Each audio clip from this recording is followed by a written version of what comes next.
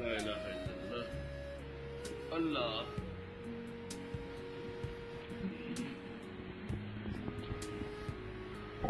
لا الہ الا اللہ. چلیے مولوی صاحب. بسم الله الرحمن الرحيم. باب كراهية البول في الماء الراكد. وبه قال حدثنا محمود بن غيلان قال حدثنا عبد الرزاق عن معمر عن همام بن منبه عن أبي هريرة رضي الله عنه عن النبي صلى الله عليه وسلم قال لا يبولن أحدكم في الماء الدائم ثم يتوزأ منه.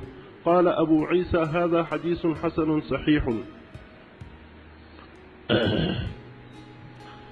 بسم اللہ الرحمن عن جابر الرحیم. رضي الله عنه.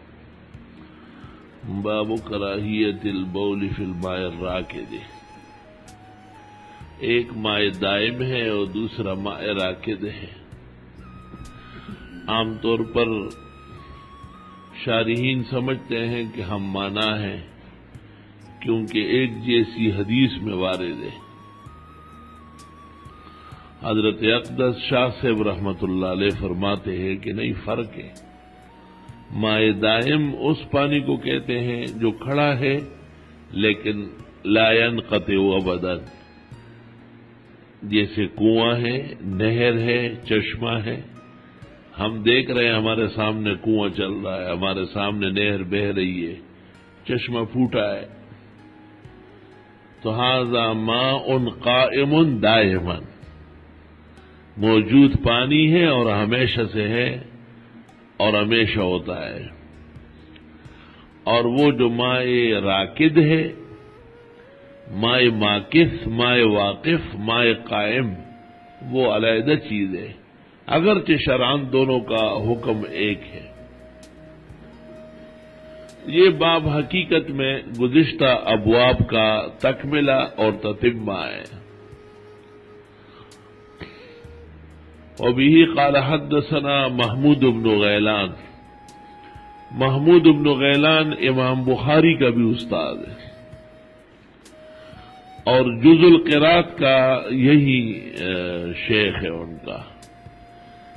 اتفاق سے امام بخاری کا ایک راویہ ہے محمود بن غیلان، تو راویہ میں اور مروی عنہ میں اشتباہ ہو گیا ہے لوگوں کو، نہ کہ بخاری کو. قال حدثنا عبد الرزاق صنعانی صاحب المصنف وهو شیخ البخاری. یہ بھی بخاری کے استاد ہے اور براہ راست استاد ہے. امام بخاری نے التاریخ الکبیر میں عبد الرزاق کے بارے میں کہا ہے جب ہم ان سے پڑھتے تھے تو وہ شیعہ نہیں تھا.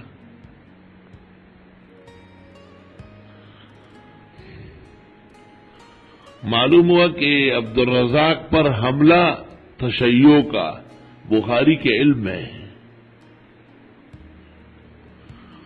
اور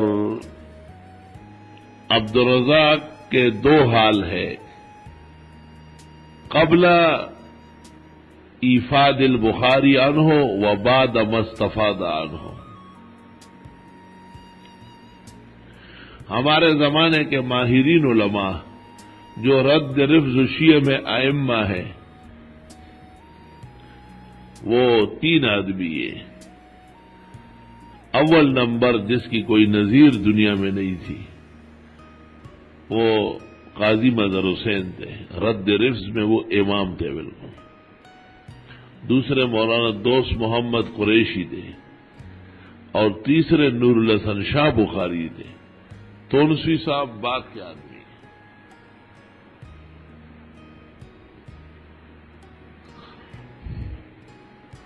مناظر دوست محمد قریشی جیسے سرزمین پنجاب پر پیدا نہیں ہوا ہے. ایک کتاب بھی مناظرے میں نہیں رکھتے تھے، چپ چاپ بیٹھے رہتے تھے. اور غضب کا مناظر تھا.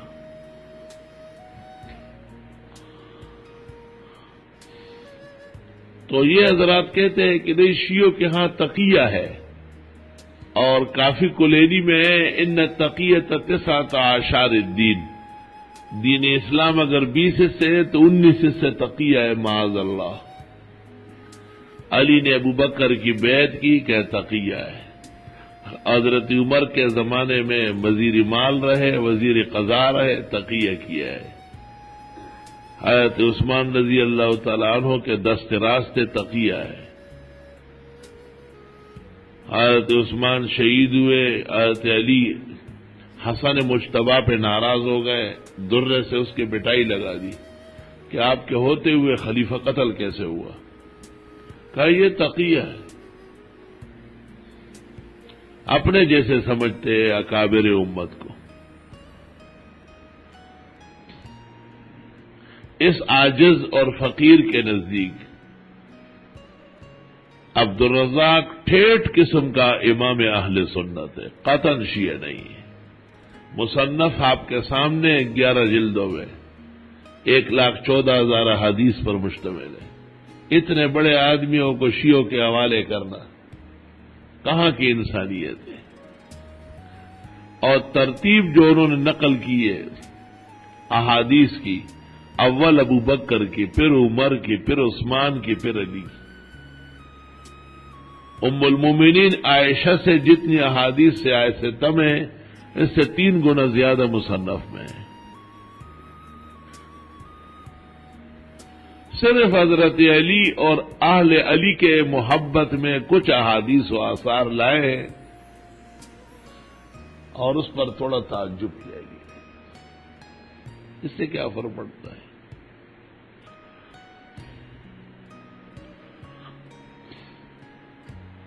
تو اس لیے امام بخاری کا ارشاد درست ہے کہ ہمارے زمانے میں تو کوئی شکایت نہیں تھی.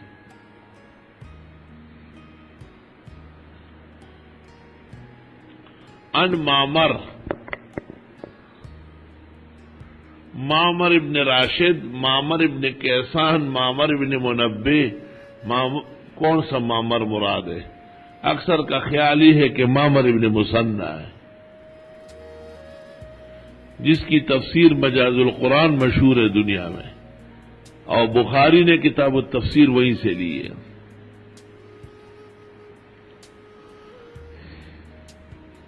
ان حمام ابن منبے، یہ بھی تابعی ہے، اور وہب ابن منبے اور حمام ابن منبے بظاہر عزیز و اقارب ہے، لیکن حافظ نے کہا ہے لیست بینہم قرابہ.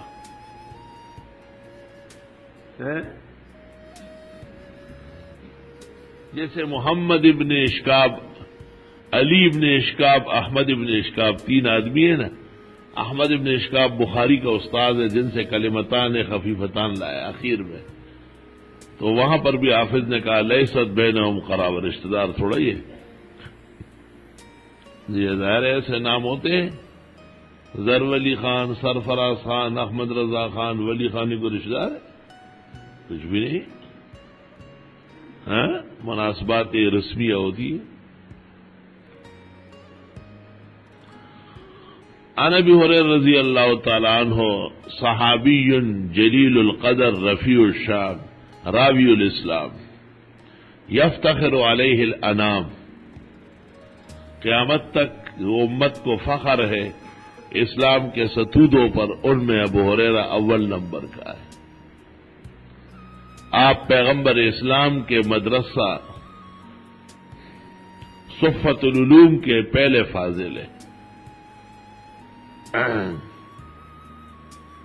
عن ابی ہریرہ عن النبی صلی اللہ علیہ وسلم قال لا يبولن احدكم في الماء الدائم،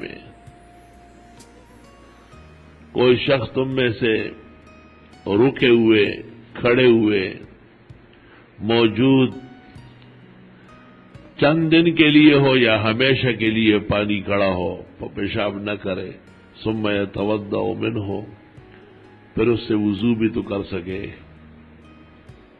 قال ابو عیسیٰ حدیث حسن صحیح وفی الباب عن جابر رضی اللہ تعالی عنہ. جابر کی حدیث ابن ماجہ میں ہے، احمد میں ہے، مسند میں اور حاکم کے مستدرک میں، 3 کتابوں میں، سنن ابن ماجہ، مسند احمد، مستدرک حاکم، لا یبولن احدکم فی الماء الدائم، یہ تکمیل و تتمہ ما سبق کا ہے، جس میں قلتین کا اور بیر بضاع کا رد مقصود ہے۔ بیر بضاع اور قلتین میں کئی قسم کے قبائح اور قدائح پائے گئے، لیکن یہ حدیث عند الکل مصون اور محفوظ ہے۔ اگر پانی کے اندر حیض، لحوم الکلاب اور نتن ڈلے اور پھر بھی استعمال کا لائق ہو تو پیغمبر کے اس حکم کا کوئی معنی و مطلب مشکل ہو جائے گا کہ لا یبولن احدکم فی الماء الدائم یا فی الماء الراکد۔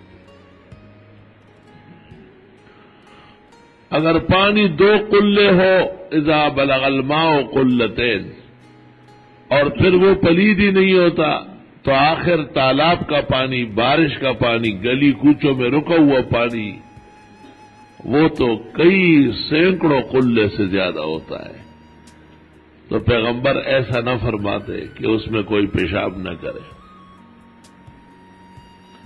معلوم ہوتا ہے کہ وقوع نجاست کا پانی میں مؤثر ہے۔ یہ کہنا کہ اوصاف ثلاثہ میں سے کوئی وصف تبدیل ہو جائے، کما تقولہ الممالک، یہ بھی صحیح نہیں ہے، اور یہ کہنا کہ پانی قلتین ہو، یہ بات بھی قوی نہیں ہے، بلکہ وقوع نجاست پانی میں مؤثر ہے، یہاں تک کہ بارش کا پانی، چشمے کا پانی، نہر کا پانی، جلار کا پانی، جلار جانتے ہیں استاذ؟ بلوچستان میں اس کو کاریز کہتے ہیں۔ میں بلوچستان گیا تھا تو وہاں علماء نے مجھ سے مسائل پوچھے، تو ایک نے کہا کہ شاید مفتی صاحب کے علاقے میں نہ ہو۔ میں نے کہا ہے تو صحیح، لیکن نام دوسرا ہے۔ کہا کیا نام ہے؟ میں نے کہا ہماری پشتو میں تو کہتے ہیں جلار۔ حیران سے رخ رہا ہے، کاریز تمنگ جلارو آئی۔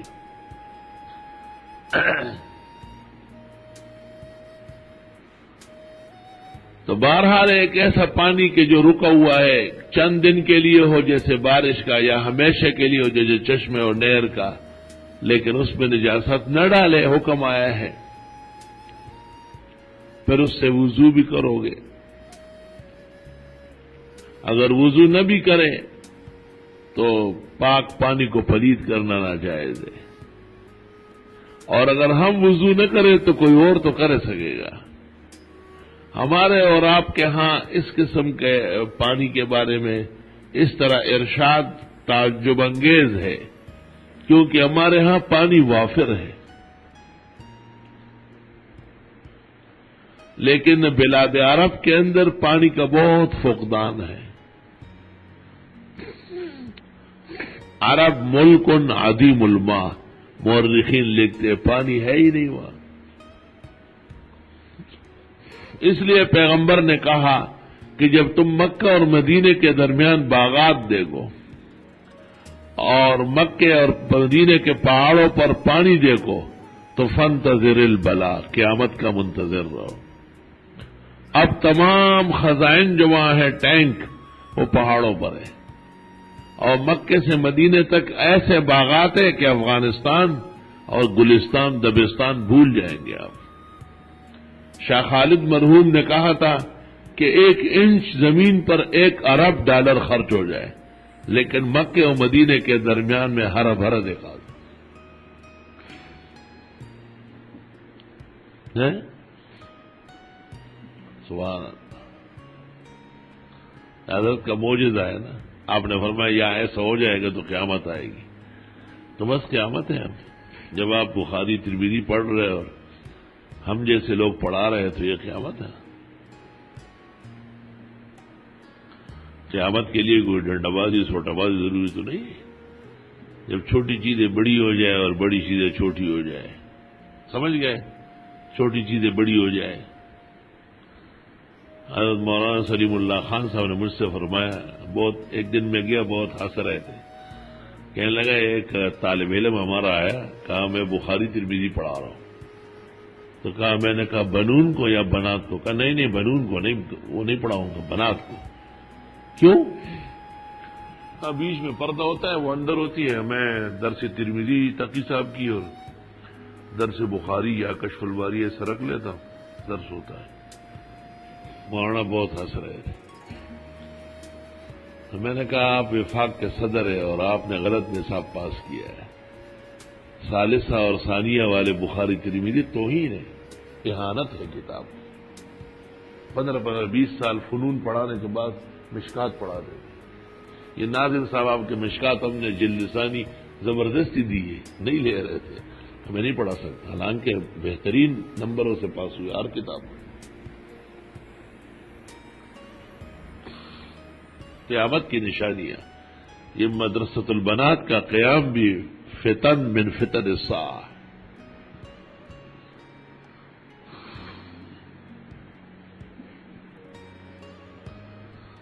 وفاق میں نے تقریر کی, میں نے کہا آپ نے بنات کا نصاب 5 سالہ بنایا ہے.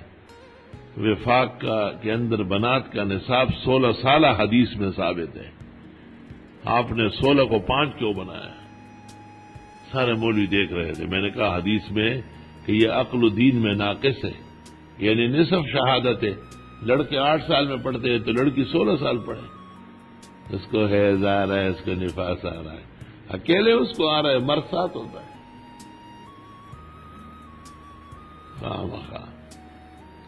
خیر, حضرت صاحب حضرت مولانا سلیم اللہ خان مدظلہ نے بھرپور تائید فرمائی اور کہا کہ یہی فیصلہ ہونا چاہیے جو مولانا نے کہا ہے.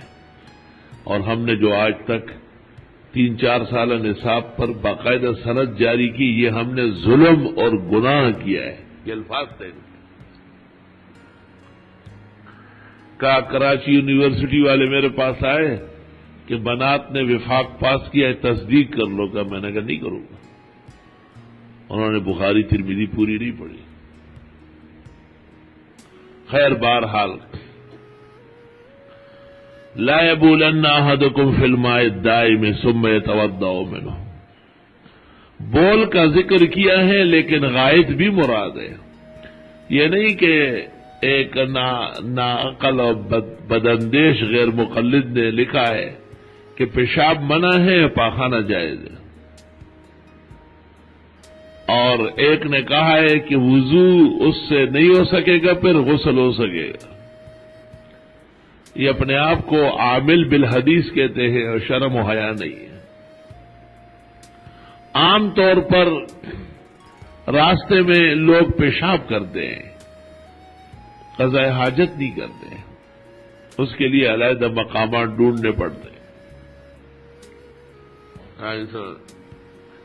کابل راغلو پہ خور تھا خوراک ډیر کړو والته بیت الخلا شته نه سره نو کړو خو کلچغه والے چې تنگ شنو ارسه تلاړل دغه څه بولاړي وې درجار شمه کابل او چیر زائد غل خانه دا او رخص په خور او چیر زائد جیل خانه دا.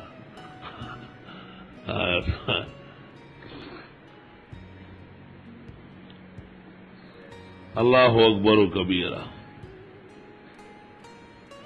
تو حدیث وارد ہے عرف پر. عرف میں لوگ گلی کوچوں میں پیشاب کے لیے بیٹھتے ہیں. شہر میں قبیح لگتا ہے کیونکہ رش ہے, آبادی ہے, بھیڑ ہے اور اندیشہ ہے تعفن کا. دیہاتوں میں گاؤں میں تو لوگ چلتے ہوئے بیٹھ جاتے ہیں, پیشاب کر لیتے ہیں.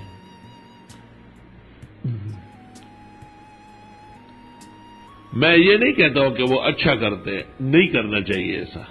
پیشاب خانے معروف ہونا چاہیے, لیکن انسان بشر ہے, بوڑھا آدمی ہے. اللہ اکبر. اور یہ جو بیماری ہے شوگر کی، اس میں جب پیشاب کا دورہ پڑتا ہے، اللہ تعالیٰ آپ کو اور آپ کی نسل و نسب کو محفوظ فرمائے. بہت خطرناک ہے، آگ لگتی ہے بالکل، وہ چل نہیں سکتا ہے. حضرت مولانا عبدالحق صاحب کوڑا ہٹک بس میں بیٹھے تھے. اس زمانے میں کسی کے پاس بھی گاڑی نہیں ہوتی تھی. کار تو گورنر کے پاس ہوتی یا وزیر اعظم کے پاس، اور کسی کے پاس کار. سب چھوٹے بڑے علماء بسوں میں اور ٹانگوں میں چلتے تھے. بس میں بیٹھے ہوئے تھے، پنڈی سے جا رہے تھے اکوڑا. راستے میں کہا یار کہیں بس کھڑی ہو جائے، مجھے پیشاب کی تکلیف ہے. اللہ، وہ ڈرائیور جو تھا وہ بڑا نااہل اور بدبخت زمانہ تھا. اس نے کہا ایک جگہ بتائی کہ وہاں سے پہلے میں نہیں رک سکتا. مولانا عبدالحق صاحب رحمۃ اللہ علیہ باقاعدہ ان کی آنکھ سرخ ہو گئی. بس میرے خیال سے جتنی دیر میں ترمیدی میں آیا اتنا وقت نہیں گزرا ہوگا کہ بس کا ٹائراٹ پھٹ گیا. کرامت، مولانا کی کرامات بہت تھی. مولانا اترے تو بس ایسے 2 قدم ہی نہیں لے فوراً بیٹھ گئے. اب اس ڈرائیور کمبخت کو کون سمجھائے کہ روئے زمین کے کائنات کے قابل ولی کو آپ نے ستایا، فوراً بس روکنا چاہیے. تو ضرورت تو پیش آتی ہے نا کبھی اس طرح. انسان بشر ہے، کمزور ہے.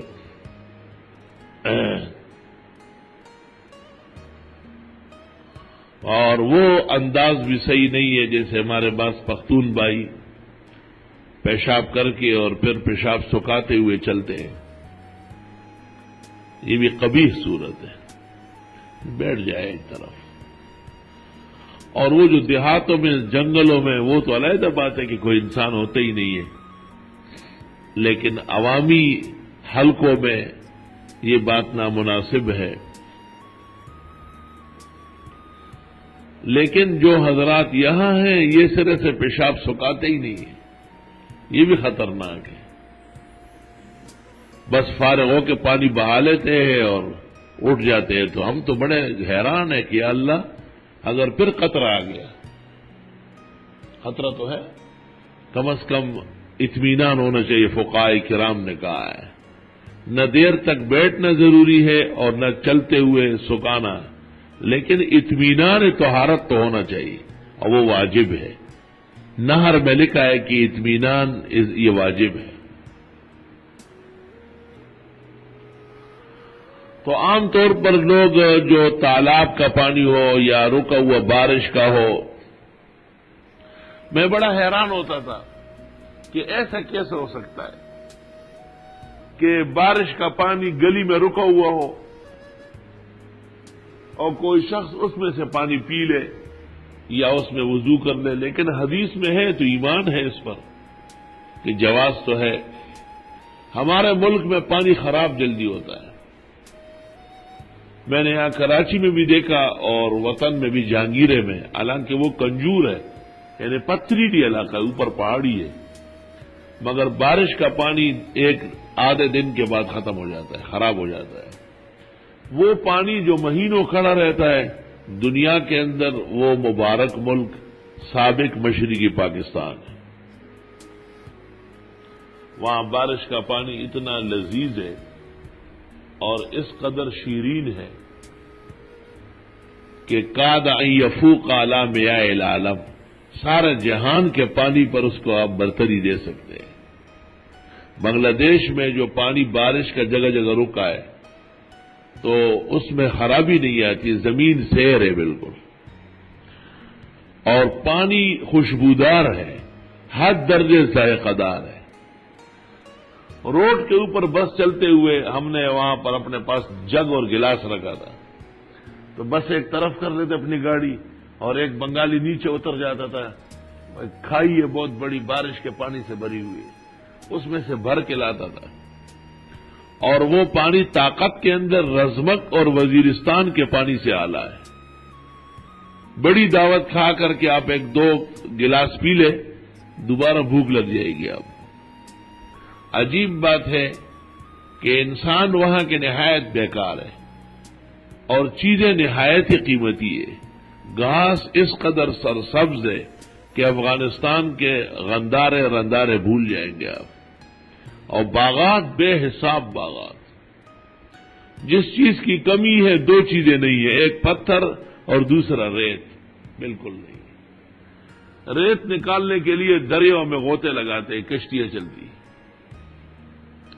بہرحال اگر پانی بارش کا ہو یا چشمے کا، نہر کا ہو یا کنویں کا، اور وہ راستے میں بھی کھڑا ہو گیا اور جمع ہو گیا، تو اسلام کے اندر اس بات کی اجازت نہیں ہے کہ کوئی اس میں نجاست ڈالے، کیونکہ ضرورت پیش آ سکتی ہے۔ آپ کے اور ہمارے نزدیک تو شاید ضرورت متعذر ہو، کیونکہ ہمارا ملک کثیر الماء ہے، لیکن جس جگہ حدیث وارد ہے اور جہاں جہاں قیامت تک ضروریات العباد ہوگی، ان کے لیے اس بات کی اجازت دی ہے کہ وہ اس رکے ہوئے پانی کو پاک رکھے اور بوقت ضرورت استعمال کر لے۔ قال ابو عیسیٰ حدیث حسن صحیح، وفی الباب عن جابر رضی اللہ عنہ۔ چلو باب ما جاء في ماء البحر أنه طهور. وبه قال حدثنا قتيبة عن مالك قال وحدثنا الأنصاري قال حدثنا معن قال حدثنا مالك عن صفوان بن سليم عن سعيد بن سلمة من آل بن الأزرق أن المغيرة بن أبي بردة وهو من بني عبد الدار أخبره أنه سمع أبا هريرة رضي الله عنه يقول: سأل رجل رسول الله صلى الله عليه وسلم فقال: يا رسول الله، إنا نركب البحر ونحمل معنا القليل من الماء، فإن توزأنا به عطشنا، أفنتوزأ من البحر؟ فقال رسول الله صلى الله عليه وسلم: هو الطهور ماؤه والحل ميتته. وفي الباب عن جابر والفراسي رضي الله عنهما. قال أبو عيسى: هذا حديث حسن صحيح، وهو قول أكثر الفقهاء من أصحاب النبي صلى الله عليه وسلم، منهم أبو بكر وعمر وابن عباس لم يروا بأسا بماء البحر. وقد كره بعض أصحاب النبي صلى الله عليه وسلم الوضوء بماء البحر، منهم ابن عمر وعبد الله بن عمرو. وقال عبد الله بن عمرو: وهو نار. باب ما جاء فی ماء البحر انہ طہور، یہ باب ہے کہ سمندر کا پانی پاک ہے اور پاک کرنے والا ہے۔ وانزلنا من السماء ماء طہورا اے طاہر الغیر، سمندر میں پانی رکا ہوا ہے اور سمندر میں حیوانات مرتے ہیں، جانور مختلف، اور سمندر کے پانی کے ذائقے میں اور رنگ میں بلکہ بو تک میں کچھ فرق محسوس ہوتا ہے۔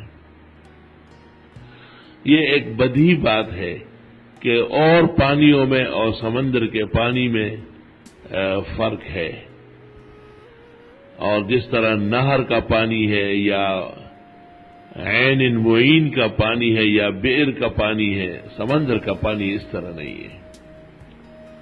تو صحابہ کرام کے زمانے ہی میں اختلاف رہا ہے، اس شدید تعفن یا بد ذائقہ اور بدرنگ ہونے کی وجہ سے حضرات اصحاب کو اشکال رہا ہے۔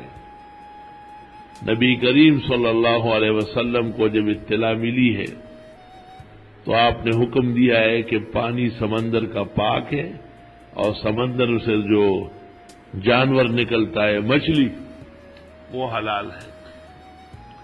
وبی قال حدثنا قتیبہ عن مالک رحمہ اللہ، قال حدثنا الانصاری قال حدثنا مان قال حدثنا مالک۔ دیکھو یہ فن کی بات ہے کہ امام ترمذی کے 2 استاد ہیں، ایک قتیبہ ہے، وہ براہ راست مالک سے روایت کرتے ہیں، اور دوسرے انصاری ہے، وہ ایک واسطے سے کرتے ہیں۔ تو امام ترمذی شروعی سند تو کبھی شیخ سے لائے، کبھی اس لیے ہے کہ وہ براہ راست مالک سے ہے اور انصاری مان کے واسطے سے، تو جو سند واسطے سے ہے اس کو بعد میں لائے۔